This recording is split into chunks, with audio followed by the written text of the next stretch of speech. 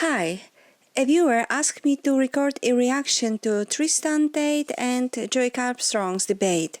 I think it's a bit too late to bother. Everyone has probably already forgotten what was said, and maybe no one is interested in it anymore. I, on the other hand, wasn't interested in the Tate brothers before.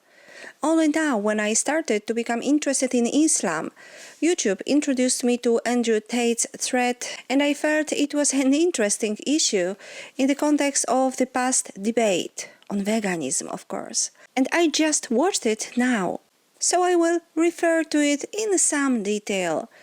Because each of us vegans is constantly faced with religious arguments, and I believe that as a community we are completely unprepared for such conversations. Although some people react to such arguments in interesting and creative ways. However, it is not only about defense against the arguments of people who use religion as a weapon, but also about questioning the arguments repeated over and over again, such as God gave us dominion over animals, or man was created in the image of God, or that animals have no souls. I believe that if we don't disarm these arguments, we will not move even one step forward.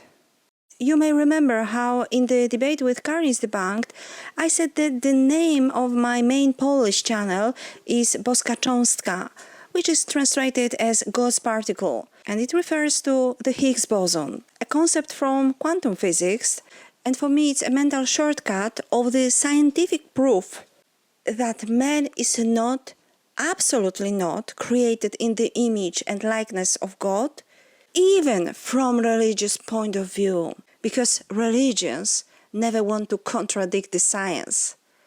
They would be lost if they did it. Just please remember about it. I understand that if you are an atheist, this thought is surprising for you and may even be incomprehensible. After all, what does science have to do with belief in God, you may think? Well, almost no other field of science asks questions about the origin of the universe, the nature of reality, and the existence of God as often as cosmology or quantum physics. Moreover, based on scientific findings, we are able to determine what features God would have to have if he existed, and what features he absolutely cannot have.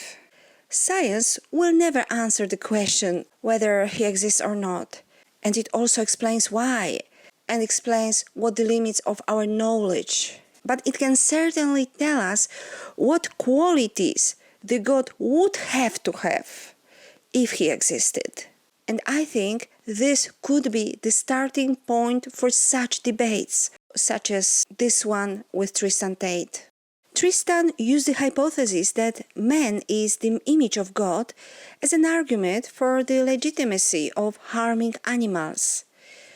Do you think that as vegans, we should simply accept such an argument as an indisputable element of someone's doctrine and respect it as such, because political correctness requires respect for all doctrines, whatever they may be? I think that if Tristan claims that he is the image of God and this authorizes him to commit crimes against animals, he should be able to justify or even prove this similarity. It is him who should explain what this means, in which way he is the image of God. Maybe he also should prove that God is the same merciless murderer as him. And if so, then again he must explain in what respect Satan can be worse than this. Because if God represents evil, then who Satan is according to his belief system? He should explain why humans should worship rather God than Satan, if both represent more or less the same features. If I were to take part in such a debate, my role would be to prove that Tristan or any other person is not the image of God. I would use scientific arguments and would be very curious at what point he would start to deny science, because at some point the divergence would have to happen. All three of the most common arguments of Christians, like dominion, image of God, and animals have no souls, are relatively easy to refute from the inside of faith. It is much more difficult if you always look at religions from the outside, because it creates a wall. The believer will say, "This is my religion. It is written in the Bible." Therefore, once again, I encourage you, dear vegans, to finally understand that it doesn't matter whether you believe in God or not.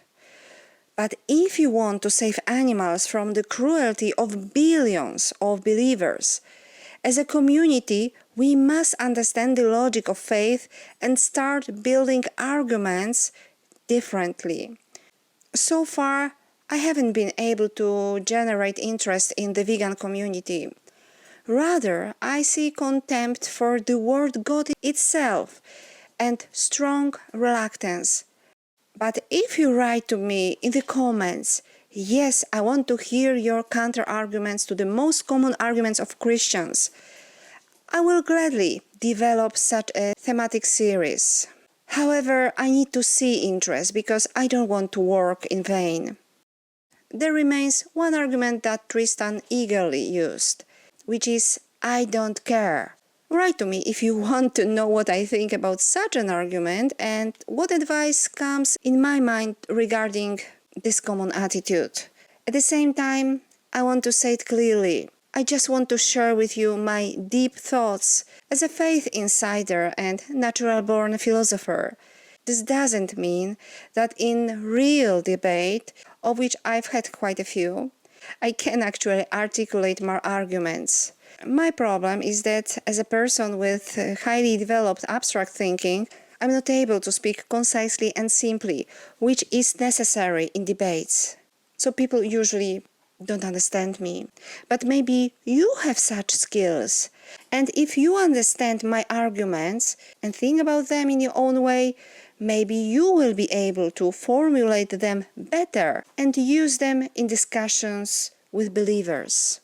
Thank you very much for today and see you next time.